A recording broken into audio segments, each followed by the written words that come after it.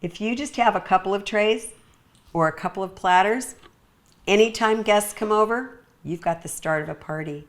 You'll be able to take out those cheeses, a little bit of sliced meats perhaps, the bunch of grapes you've been saving, crackers, you're good to go.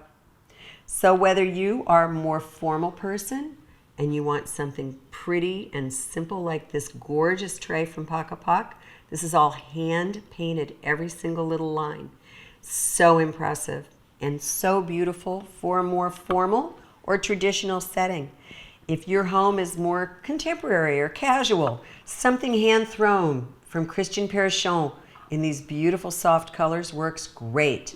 Or even more rustic, wood, some metal tops to it, just a fun environment, couple of these, you got a party.